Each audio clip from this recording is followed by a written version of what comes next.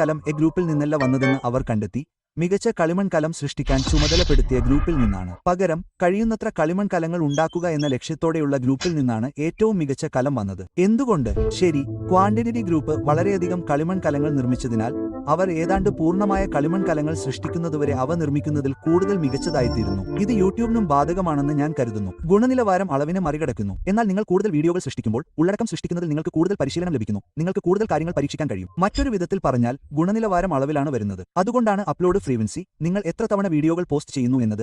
നിങ്ങളുടെ അടുത്ത വീഡിയോയിൽ 7 വ്യൂകൾ ലഭിക്കാൻ നിങ്ങൾ ആഗ്രഹിക്കുന്നില്ലെങ്കിൽ നിങ്ങൾ ശ്രദ്ധിക്കേണ്ട പ്രധാനപ്പെട്ട 8 ഘട്ടങ്ങളിൽ ആദ്യത്തേതാണ്. സത്യം പറഞ്ഞാൽ ആ വ്യൂകളിൽ 4 എണ്ണം നിങ്ങളാണെന്ന് നമുക്കെല്ലാവർക്കും അറിയാം. ഇപ്പോൾ വാഗ്ദാനം ചെയ്തതുപോലെ ഈ വീഡിയോയിലുടനീളം ഈ ഘട്ടങ്ങളെല്ലാം ബാധകമാക്കുന്ന ഒരു പുതിയ ചാനൽ ഞാൻ നിർമ്മിക്കാൻ പോകുന്നു. തുടർന്ന് അവസാനം സബ്സ്ക്രൈബർമാരുടെ എണ്ണം 0-ൽ നിന്ന് 10K ആയി ഉയർത്താൻ ഞങ്ങൾ ശ്രമിക്കും. അതിനാൽ ഈ ചാനലിനായുള്ള എന്റെ അപ്ലോഡ് ഷെഡ്യൂളിന്റെ കാര്യം വരുമ്പോൾ ഞാൻ ഓരോ ആഴ്ചയും 2-3 പുതിയ വീഡിയോകൾ പരീക്ഷിച്ചു നോക്കാൻ പോകുന്നു. ഇപ്പോൾ എല്ലാവർക്കും ആഴ്ചയിൽ 2-3 വീഡിയോകൾ പോസ്റ്റ് ചെയ്യാൻ കഴിയില്ല. എന്നാൽ നിങ്ങൾ ഒരു ചെറിയ ക്രിയേറ്റർ ആണെങ്കിൽ ഇവിടെയുള്ള ധാർമ്മികത ഇടയ്ക്കിടെ പോസ്റ്റ് ചെയ്യാൻ ശ്രമിക്കുക എന്നതാണ്. എന്റെ മിക്ക വിദ്യാർത്ഥികളും ആഴ്ചയിൽ 1-2 തവണ നല്ല മധുരമുള്ള സ്ഥലമാണെന്ന് കണ്ടെത്തുന്നു. കുറഞ്ഞത് നിങ്ങൾ 2 ആഴ്ചയിലൊരിക്കൽ പോസ്റ്റ് ചെയ്യണം. നിങ്ങൾക്ക് ഈ ലെവൽ ഫ്രീക്വൻസി കൈവരിക്കാൻ കഴിയുന്നില്ലെങ്കിൽ ഒന്നുകിൽ സർഗ്ഗാത്മകത പുലർത്തുക, അത് ചെയ്യാനുള്ള ഒരു മാർഗം കണ്ടെത്തുക.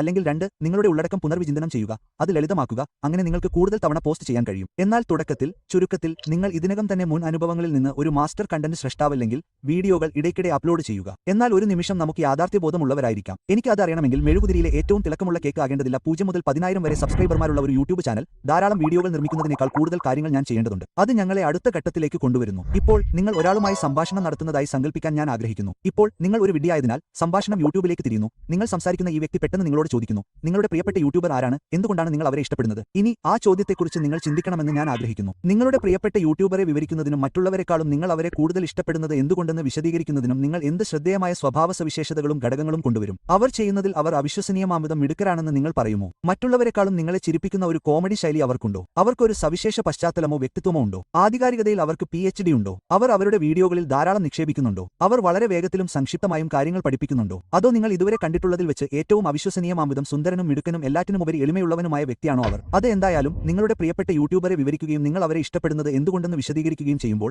നിങ്ങളുടെ